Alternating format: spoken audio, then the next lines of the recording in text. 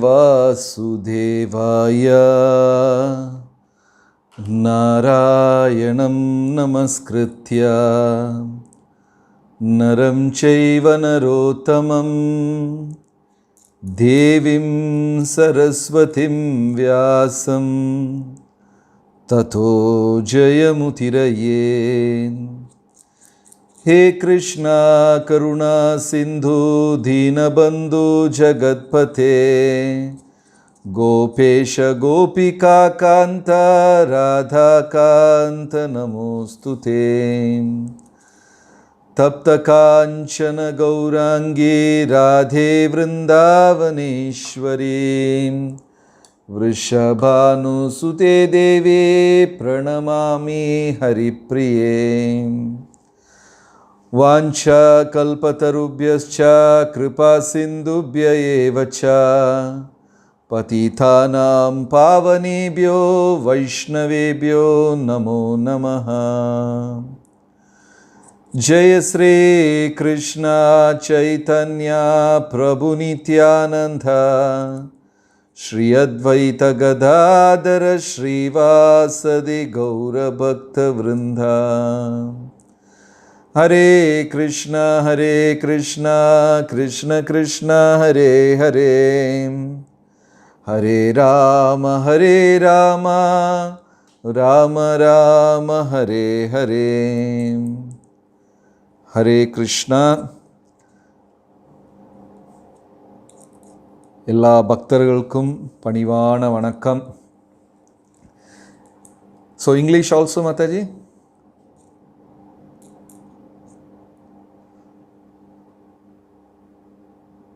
Only Tamil? Yeah. Okay. So, I thank wonderful devotees and all the senior assembled Vaishnavas for giving an opportunity. Today we are going to discuss a particular shloka from Bhagavad Gita.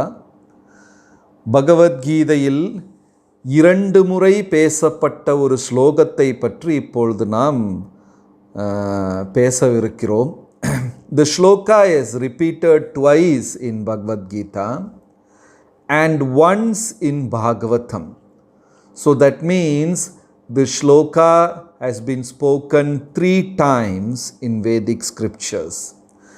பகவத்கீதையில் 2 முறையும் பாகவதத்தில் 1 முறையும் இந்த ஸ்லோகம் பேசப்பட்டிருக்கிறது. ரொம்ப முக்கியமான ஸ்லோகம்.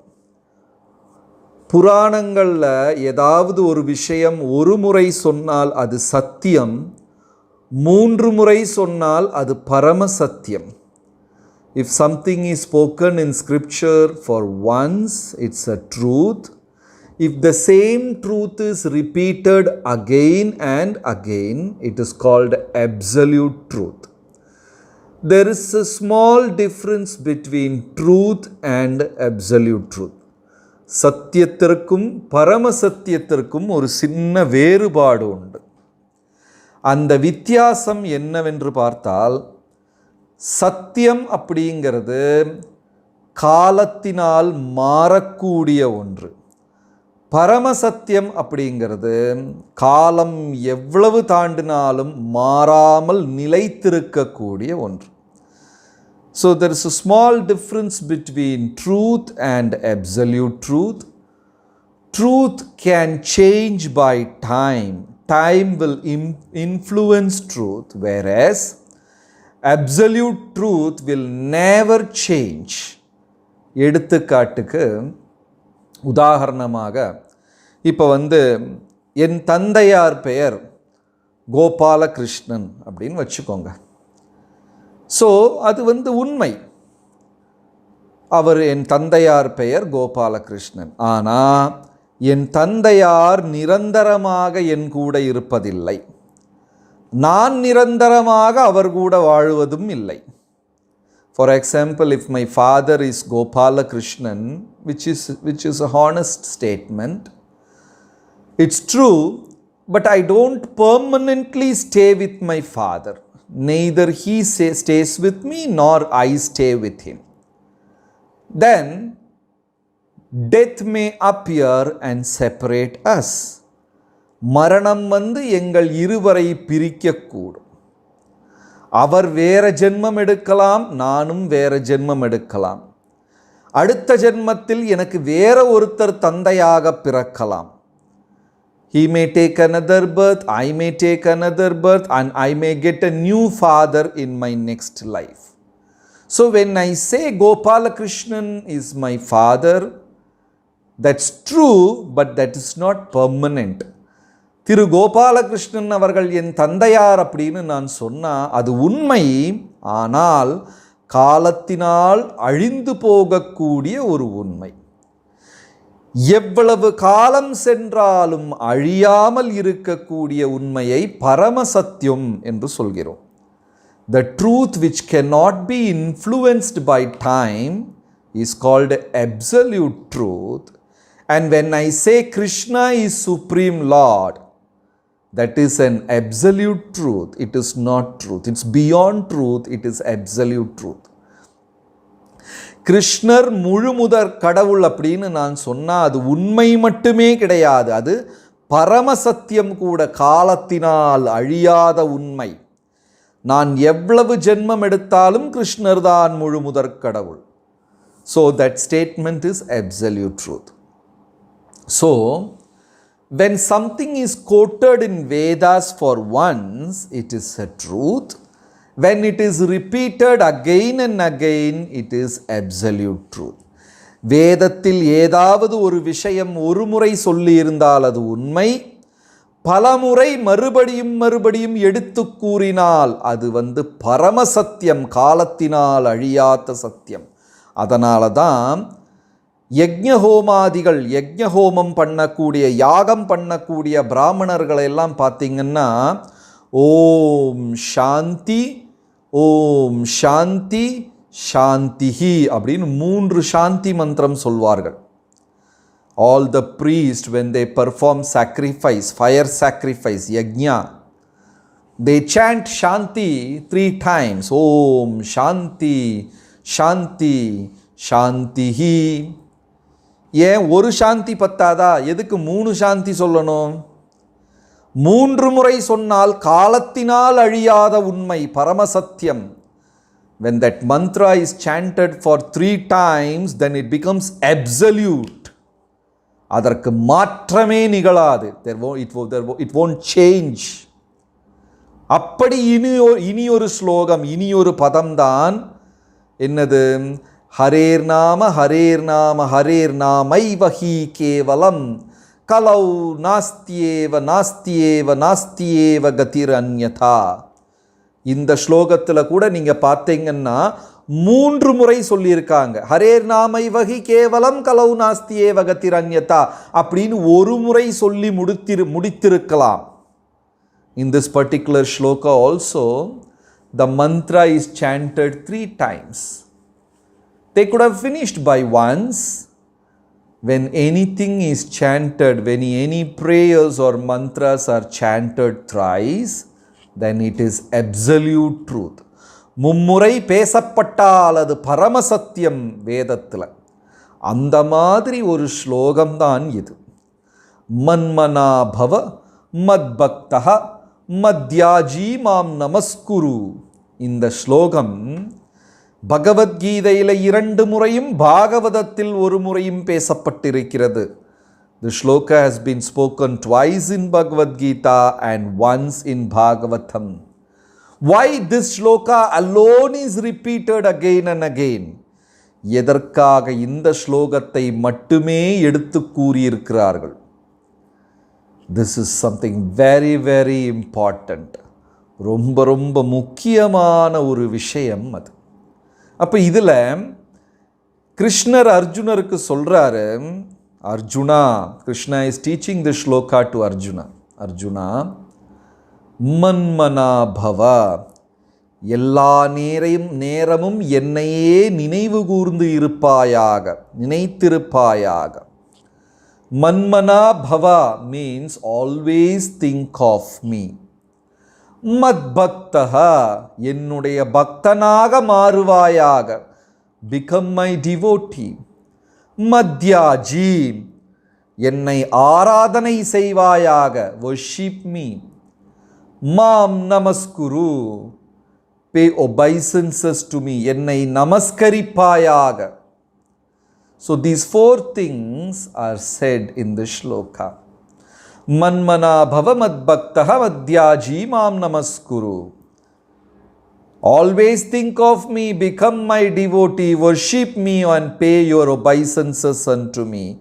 எல்லா நேரமும் என்னை ஸ்மரணை செய்வாயாக, என்னை ஆராதனை செய்வாயாக, என் பக்தனாய் மாறித் தீருவாயாக, கடைசியில் என்னை நமஸ்காரம் பண்ணுவாயாக. So Acharyas are explaining a very beautiful thing about the shloka. இந்த ஸ்லோகத்தை பற்றி அழகாக சொல்கிறார்கள். கடவுள் எவ்வளவு கருணை வாய்ந்தவர் என்பது இந்த ஸ்லோகத்தில் நமக்கு புரியும். We can understand how merciful Krishna is. கடவுள் பக்தர்கள் செய்யக்கூடிய தவறுகளை பொருட்படுத்தாமல் அவர்கள் செய்யக்கூடிய நன்மைகளை மட்டுமே நினைவு கூர்ந்திருப்பார். Krishna will forget all the mistakes done by devotees. And he will remember only those positive things done by devotees. He doesn't take seriously about the mistakes of devotees. பக்தர்கள் செய்யக்கூடிய தவறுகளை பெரிதாக எடுத்துக்கொள்ளவே மாட்டார். அதனால தான் அவரை பக்தவத்சலா அப்படின்னு சொல்கிறாங்க. Very, very dear to devotees. That's why பக்தர்களுக்கு ரொம்ப பிரியமானவர். அந்த மகாபாரத யுத்தத்தில் ரதத்தை ஓட்டிக்கொண்டு போகிறார் பகவான் அர்ஜுனனுக்காக ஒரு தேரோட்டியாக. Krishna has become a charioteer.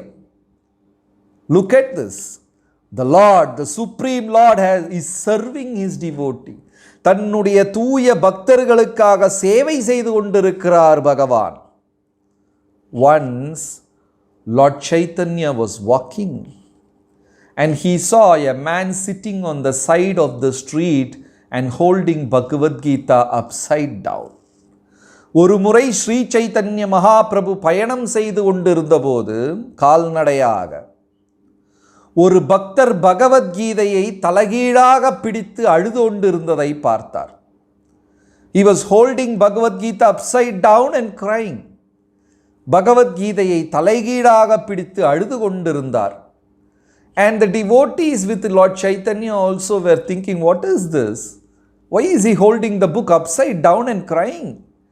மகாபிரபுவின் கூட நடந்து சென்ற பக்தர்கள் எல்லாம் யோசித்தார்கள், ஏன் இவர் இந்த புத்தகத்தை பிடிச்சுக்கிட்டு தலைகீழா பிடிச்சி அழுதுகிட்டு இருக்கிறாரு? Why is he crying? And they thought, no, he is an illiterate man. படிப்பறிவில்லாத பாமரன் அவர் அப்படின்னு நினைத்தார்கள். உடனே மகாபிரபு கேட்டார், ஏன்பா புத்தகத்தை தலைகீழா பிடிச்சு அழுதுகிட்டு இருக்கிற? Why are you holding the book upside down and crying? உடனே அந்த பக்தர் சொன்னார், எனக்கு பகவத்கீதை படிக்க தெரியாது, சமஸ்கிருதம் புரியாது, படித்தாலும் தலையில ஏறாது. I don't know how to how to read Sanskrit. I don't know to read Sanskrit. I don't understand Bhagavad Gita. Even if I try something, I can't make head and tail out of it.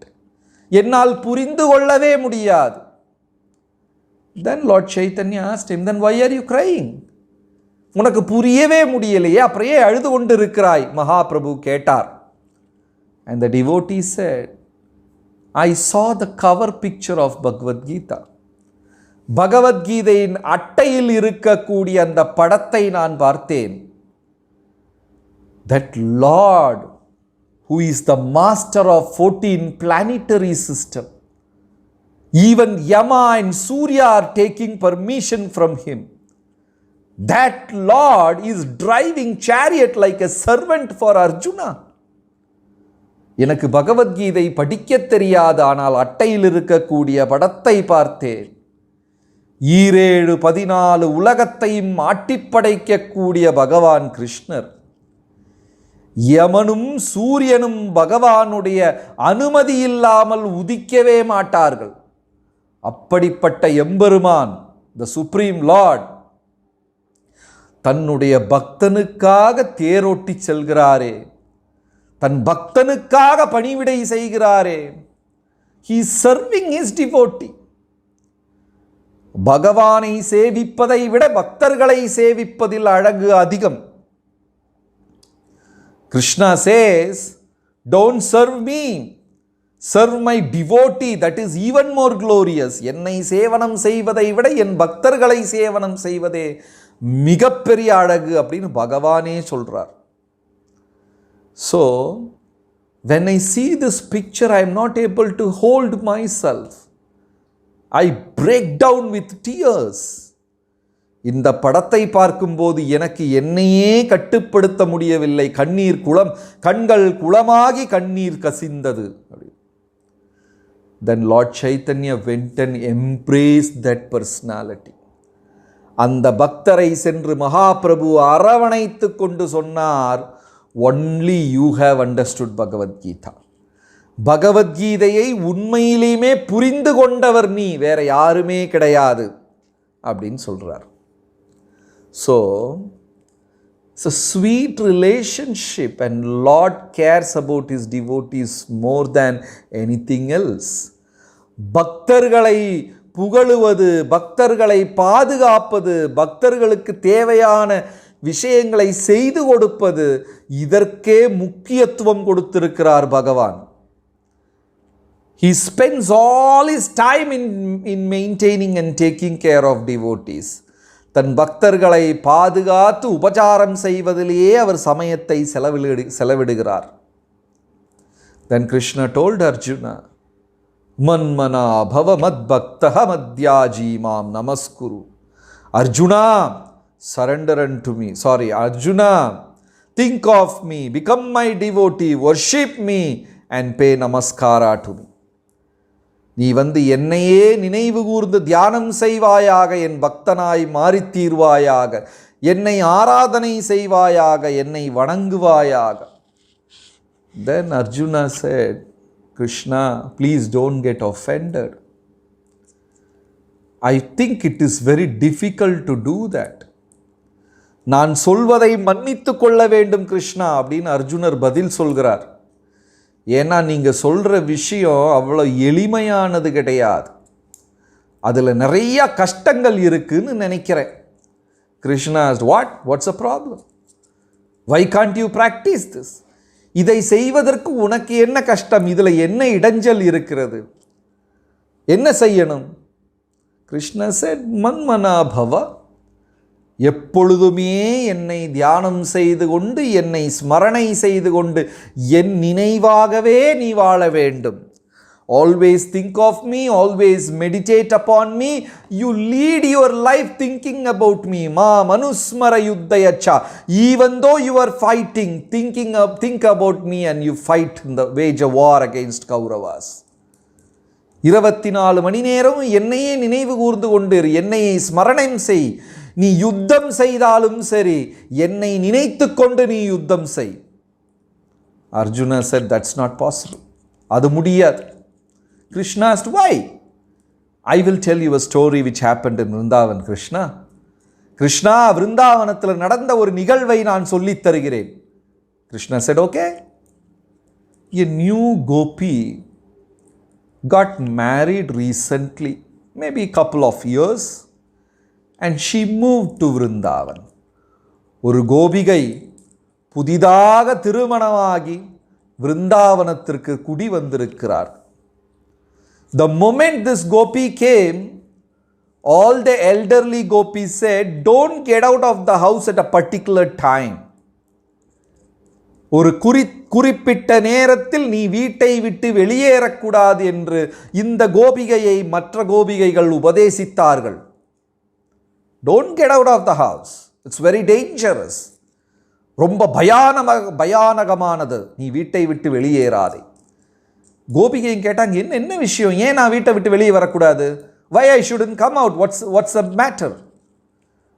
அந்த கோபிகைகள் சொன்னாங்க, a black serpent will be passing by and if it bites you, your life is finished.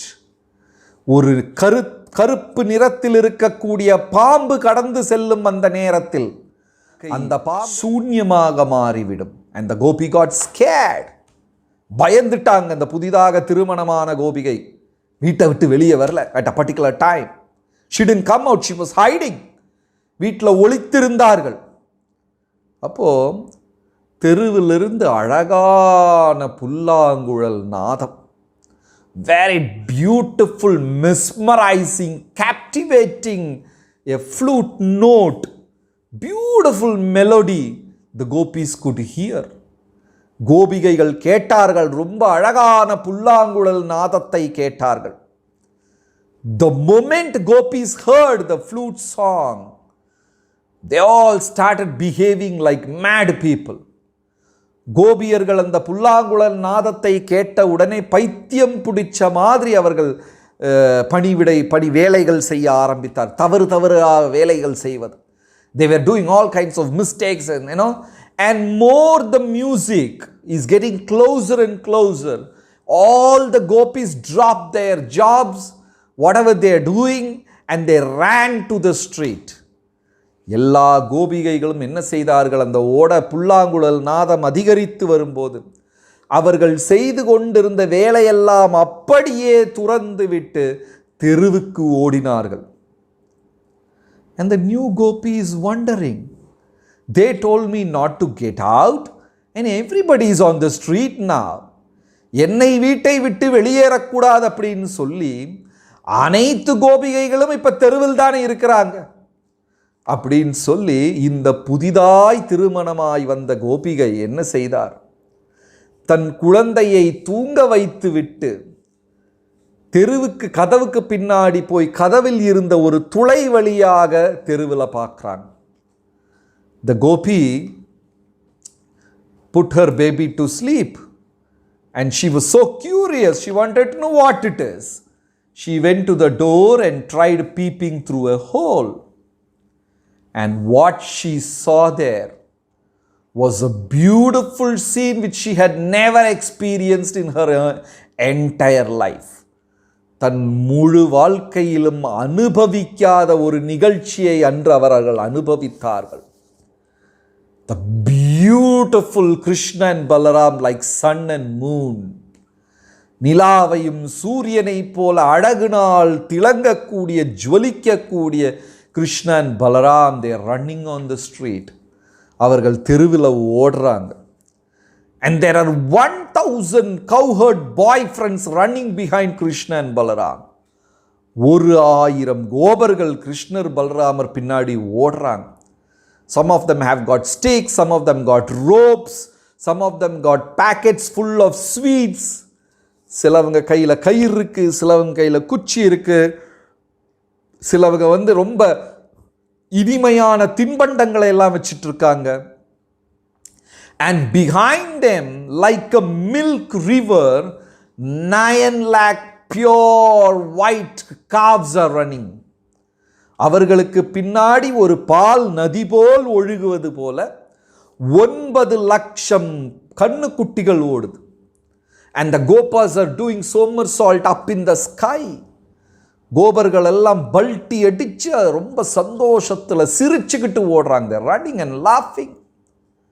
And while running, Krishna is peeping at the gopis and making sure they are all there looking at him. அந்த ஓட்டத்துக்கு நடுவில் கிருஷ்ணர் கடை கண்ணால் பார்க்கிறார், கோபியர்கள்லாம் இருக்கிறாங்களான்னு பார்க்கிறார். And at a particular moment, the glance of this gopi peeping behind the door and glance of Krishna both, collided. கதவுக்கு பின்னாடி கதவின் துவாரம் தொலையில் பார்த்து கொண்டிருக்கிற கோபியின் பார்வையும் ஓடிக்கொண்டிருக்கிற கிருஷ்ண பகவானின் பார்வையும் இருவர் கண்களும் சந்தித்தன. And the lady was like, as though she was haunted. She got freezed by the beauty of Krishna. பகவானின் அழகை பார்த்து மெய்மறந்து போய் சிலையாக நின்றார் அந்த கோபிகை. How handsome the Lord is. எவ்வளவு அழகு அவருக்கு. அதனால தமிழில் ஆழ்வார்கள் பாடியிருக்கார்கள், ஆறாவமுதன் அப்படின்னு கிருஷ்ணருக்கு பேர் சூட்டி இருக்கிறார்கள். That's why the great Alvars had sung, They call Krishna Aravamudhan. Aravamudhan means திகட்டாத பேரின்பம். இப்போ நமக்கு வந்து இனிப்பு பிடிக்கும். We like sweet. You may drink payasam, you may take rasgulla, gulab jamun. How much can you take? நமக்கு இனிப்பு பிடிக்கும். சிலவர்களுக்கு பாயசம் பிடிக்கும், சிலவங்களுக்கு குலாப் ஜாமுன் பிடிக்கும், பல விஷயங்கள் பிடிக்கும். இருந்தாலும் எவ்வளவுதான் சாப்பிட முடியும்? திகட்டும். You can't take more. But the beauty, the honey of Krishna, Krishna's face, Krishna's form, Krishna's name, you can drink that beauty. You can continuously drink that beauty forever and it will never get saturated. பகவானின் அழகு, அந்த நாமம், அந்த உருவம், அந்த தேனை பருகிக்கொண்டே இருக்கலாம், திகட்டவே செய்யாது. அதனால பகவானுக்கு ஆறாவமுதன் அப்படின்னு பேர். So all of a sudden the gopis saw the beautiful Krishna, nice lotus shaped eyes, தாமரை இதழ் போன்ற கண்கள். அந்த அழகை பார்த்து சிலையாக நின்றார். Then devotees, that gopis who were on the street, they came back, they entered the house. தெருவில் நின்ன கோபிகைகள் வந்து வீட்டுக்குள்ள வந்து போனாங்க, வீட்டுக்கு உள்ள வந்தாங்க. And when they entered the house, they saw this newly wedded gopis just freezed and stuck to the door. அப்படியே உறைந்து சிலையாய் மாறி அப்படியே கதவோடு சேர்ந்து ஒட்டி இருக்கிறார்கள். அவர் என்ன ஆச்சு? They were discussing what happened to her. Then one gopi said, the black serpent had bit her also. அந்த பாம்பு இவளையும் கடித்தது, இனி இவள் வாழ்க்கை சூன்யம்தான் அப்படிங்கிறாங்க. Because they get so attracted to Krishna. Then mother-in-law is coming very angrily, கோபத்தோட வந்து, I told you not to go to the street. தெருவுக்கு போகாதேன்னு உன்னை சொன்ன இல்லையா? And she shoot her. பிடித்து உடலை குலுக்குறாங்க. Go get some water from the well. கிணற்றடியில் போய் தண்ணி எடுத்துண்டு வா அப்படின்னு சொல்லி திட்டுறாங்க. And she was completely disturbed. She did not know what she is doing. என்ன செய்வதென்று தெரியாமல் கிணத்துக்கு போன பெண் அந்த கிணத்திலிருந்து தண்ணி எடுப்பதற்கு குடத்தை தூக்குவதற்கு பதிலாக, she is supposed to carry a vessel and go to well. But what she did, she took her baby, tied a rope around the baby's neck and she is about to drop him inside the well. அவள் சித்தம் பேதலித்து போய் செய்வதென்னவென்று தெரியாமல் தன் குழந்தையின் கழுத்தில் கயிற்றை கட்டி அந்த குழந்தையை கிணத்துக்குள்ளே போடவிருந்தாள். Then all the other gopis came running and saved the baby. And they said, what happened to you? எல்லாரும் மற்றவர்கள் எல்லாம் ஓடி வந்து அந்த குழந்தையை காப்பாற்றி உனக்கு என்ன நடந்தது என்று கேட்டார். She lost her mind in the beauty of Krishna. பகவானின் பேரழகில் தன் மனதை இழந்தாள். So intense பக்தி, அவ்வளவு தீவிரமான பக்தி, வேற ஒரு சிந்தனையும் கிடையாது. இது நான் சொன்னாலே நீங்க பக்தர்கள்லாம் பயந்துருவீங்க. Devotees will get scared. Then Arjuna said, see Krishna, this is what happened to her. So that is not possible. I don't want to think so deeply, intensely about you and commit mistakes like this lady. She was about to drown her own baby. அதனால this is not possible for everyone to practice. இந்த மன்மனாபவ எல்லாருக்குமே வந்து பின்பற்ற முடியாது. அந்த கோபிகை செய்த மாதிரி குழந்தைக்கு கழுத்தில் கயிற்றை கட்டி கிணத்துக்குள்ளே போட இருந்த அந்த மாதிரி தவறுகள் நேரக்கூடும். அதெல்லாம் பக்தர்கள் ஒப்புக்கொள்ள மாட்டார்கள். எவ்வளவு பேருக்கு இது செய்ய முடியும்? It's very difficult. People can't practice this. Then Krishna said, oh, is it? அப்படியா? சரி, பரவாயில்ல. Don't follow manmana bhava. Be madbhakta. சரி, அப்படின்னா மன்மனா பவத், அதை விட்டுவிடு. மத்பக்தா, என் பக்தனாய் மாறு. Just be my devotee. What else? You don't have to do anything else. Just be my devotee.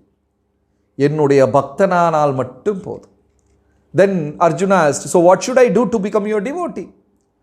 உங்களின் பக்தனாவதற்கு நான் என்ன செய்ய வேண்டும்? You continue with your actions. Once in a while think about me. And if you see me, you offer all the results to me. சரி, என் பக்தனாகிவிடு. எப்படியாவது அர்ஜுனர் கேட்கிறாரு. கவலைப்படாதே, என்னை அவ்வப்போது நினைத்துக்கொள், உன் கடமைகளை சரிவர செய்து கொண்டே இரு. இடையில் இடையில் என்னை அவ்வப்போதாக நினைத்துக்கொள். அந்த கர்மத்தின் பலன்களை எனக்கு அர்ப்பணித்து விடு. Give that result of what you are doing. You can think of me once or twice in a day or few times in a day, and you continue with your daily life and offer your results to me. உன் கர்ம பலன்களை, நீ செய்யும் பலன்களை எனக்கு அர்ப்பணித்து விடு. Then Arjuna said, no, that is not possible. அர்ஜுனர் சொன்னார், இல்லை அதெல்லாம் முடியாது. Krishna asked, why? What? ஏன் முடியாது? See, Mahabali wanted to offer 3 pays of land. Very genuinely he wanted to offer 3 pays of land. You took off everything and sent him to Patala. Mahabali 3 அடி நிலம் தர தயாராக இருந்தார். 3 அடி தானே அப்படின்னு. சரி, 3 அடி மண்ணை எடுத்துட்டு போக வேண்டியது தானே. அவர் கையில் இருந்த அனைத்தையும் பறித்து கொண்டு அந்த மகாபலியை பாதாளத்திற்கு அனுப்பிவிட்டாய் கிருஷ்ணா. நீங்கள் அவரை பாதாளத்துக்கு அனுப்பிட்டுவீங்க. ஸோ இதை சொன்னால் யாராவது இது செய்வாங்களா? Everybody is scared. What if you take everything from them, snatch everything from them and send to Patal? Then Krishna said, no, I won't do all that. நான் அதெல்லாம் செய்ய மாட்டேன். But still people will not follow. Okay, leave it. If they can't become devotee, forget it. At least they can become Madhyaji. They can worship me once in a while. பரவாயில்ல அர்ஜுனா, அவர்களுக்கு இதை செய்ய முடியலனாலும் பரவாயில்ல, என்னை பூஜையாவது செய்யலாம் அல்லவா?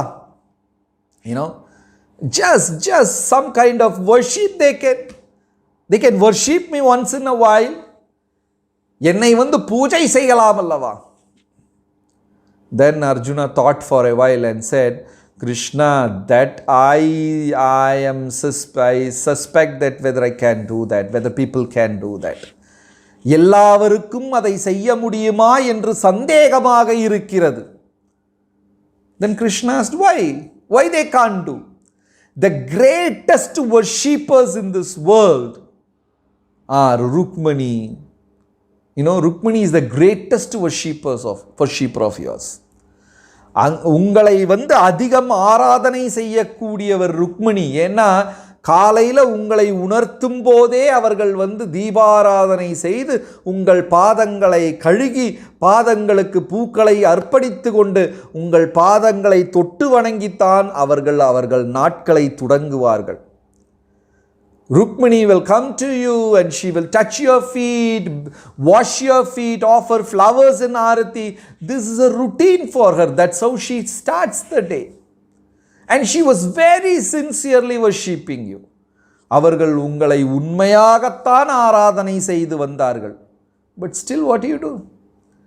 You simply leave her in the deep separation, the pain of separation, and you always go here and there. You never spend time with her. You always leave her in the pain of separation. நீங்கள் என்ன செய்கிறீர்கள்? அப்படியே ருக்மிணி தேவியை விட்டுவிட்டு, ருக்மிணி அம்மையாரை விட்டுவிட்டு அவர்களை அந்த என்ன சொல்றது, விரக துக்கத்தில் ஆழ்த்தி, and she is constantly crying in your separation. உங்கள் விரகத்தில் அழுது கொண்டே இருக்கிறார். தினமும் காலை, மதியம், சாயங்காலம், பொழுது சாயும் நேரம் என்று எல்லா சந்தியகளிலும் உங்களை ஆராதனை செய்யக்கூடியவர் ருக்மிணி அம்மையார். Rukmini Devi is doing arati for you in the morning, at noon, mid-noon, and in the evening, and she is practicing this for so many years. எவ்வளவோ வருடமாக இதை சரிவர செய்து கொண்டிருக்கிறவர் அவர். Still you reject her and go. இருந்தாலும் நீங்கள் அவர்களை விட்டுவிட்டு சென்று விடுகிறீர்களே. How can you justify this? In my experience, she is one of the greatest worshipper of yours. என் அனுபவத்தில் அவர்களை மாதிரி உங்களை ஆராதனை செய்பவர்களை நான் பார்த்ததே இல்லை. ஒரு நாளில் 3 சந்தியும் தவறாமல் உங்களை ஆராதனை செய்து கொண்டே இருக்கிறார். And she will leave her. Then Krishna said, okay. Then you don't have to worship me. அப்படி என்றால் நீ என்னை ஆராதனை செய்ய வேண்டாம். At least pay namaskara to me. எனக்காக ஒரு நமஸ்காரத்தையாவது நீ அர்ப்பணம் செய்யக்கூடாதா அப்படின்னு கேட்கிறார் கிருஷ்ணர். மன்மனா பவ மத்யாஜி மாம் நமஸ்குரு, மன்மனா பவ மத்பக்த மத்யாஜி மாம் நமஸ்குரு. முதல்ல என்னை எல்லா நேரத்திலையும் நினைவு கூர்ந்து இருக்க வேண்டும் என்று சொன்னார். அர்ஜுனன் முடியாது அப்படின்னு சொன்ன உடனே என் பக்தரானால் போதும் என்றார். அதுவும் கஷ்டம் அப்படின்னு சொன்ன உடனே பகவான் சொன்னார் என்னை பூஜை செய்தால் போதும். அதுவும் அர்ஜுனர் சொல்றார் கஷ்டம் என்று. கடைசியில் பகவான் இறங்கி சொல்றார் எனக்காக ஒரு நமஸ்காரம் செலுத்தினால் போதும். Krishna said, think of me, become my devotee, worship me. When Arjuna denied every single statement, finally Krishna said, okay, at least pay obeisances to me. That is why we call God is very merciful. அதனாலதான் கடவுள் கருணாமயன் என்று சொல்வது. நம்ம சின்ன ஏதாவது கைங்கரியம் சேவையை செய்தால் அந்த சேவையை பெரிதுபடுத்தி மனசுல வச்சுட்டு நாம் செய்யும் தவறுகளை எல்லாம் மறக்கக்கூடிய தன்மை இறைவனுக்கு உண்டு. When we do tiny seva, Krishna remembers every tiny seva and he blesses us in a very big way. That's why Krishna is called very, very merciful. Then he said, just pay obeisances to me.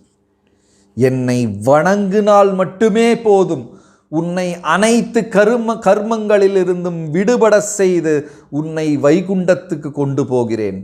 You have to simply pay obeisances to me. I will purify you from all the karmic reaction and take you back to Godhead. நமஸ்காரம் அப்படின்னு சொன்னா நஹி மம அகங்காரம். நமஸ்காரம்ங்கிற வார்த்தைக்கு அர்த்தம் கிருஷ்ணா எனக்கு அகங்காரம் இல்லாத ஒரு நிலையை தருவாயாக என்று பிரார்த்தனை செய்வதே நமஸ்காரம் என்ற வார்த்தையின் அர்த்தம். Krishna, please clear me of all the ego, all the false ego. I am carrying false ego for janmas and janmas. எவ்வளவோ தலைமுறைகளாக நான் இந்த அகங்காரத்தை சுமந்து நடக்கிறேன்.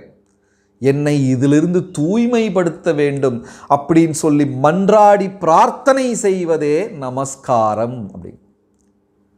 So devotees should pay obeisances to Krishna. அதனால பக்தர்கள் பகவானுக்கு நமஸ்காரம் செய்ய வேண்டும். ஒரு நடந்த நிகழ்ச்சி இது. கருட புராணத்தில் சொல்லப்பட்ட கதை, an incident which is beautifully explained in Garuda Puran.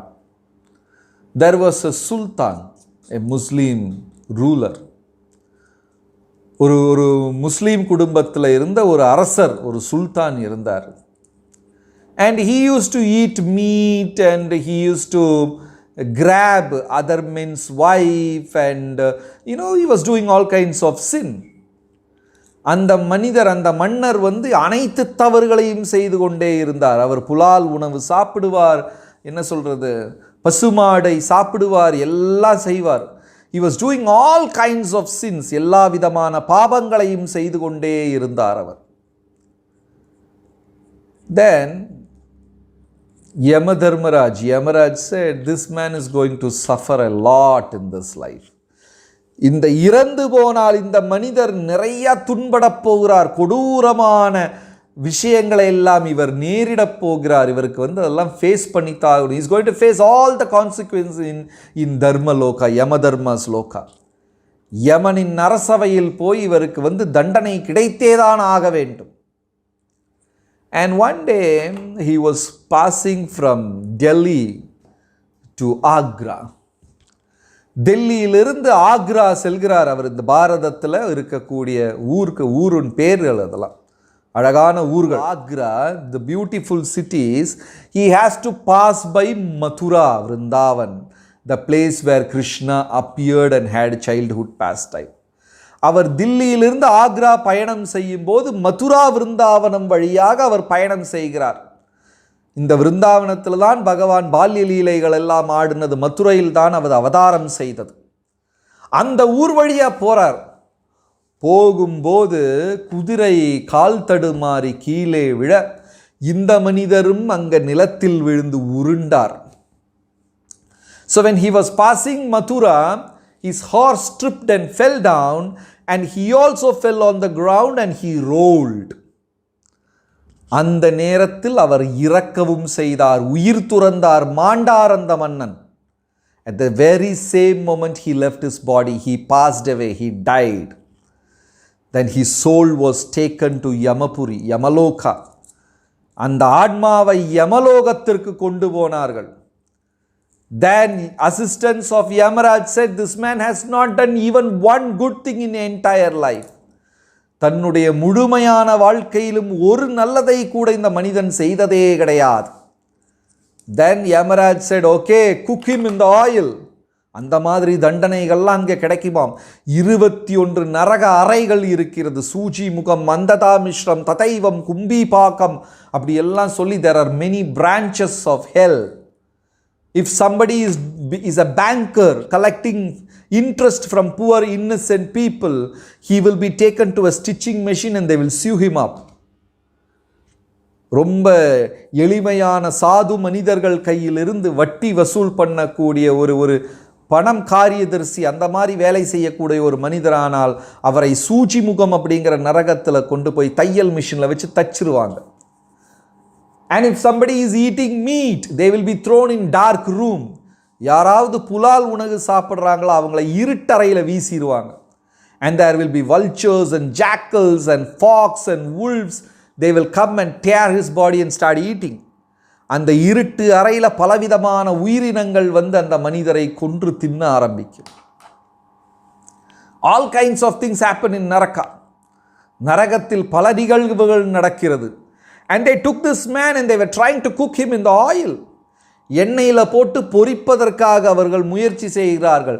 And this man is like swimming in the pan and laughing and அந்த மனிதனுக்கு ஒன்றுமே நடக்கல, அதில் நீந்தல் அடித்து சிரிச்சுக்கிட்டு இருக்கிறார். Then Yamadharmaraj is worrying, what happened to him? Why I am not able to punish him? என்ன நடந்தது இந்த மனிதருக்கு? ஏன் என்னால் இவருக்கு வந்து தண்டனை கொடுக்க முடியல? So let us check his file in detail. அவருடைய ஏடுகளை புரட்டி பார்ப்போம்.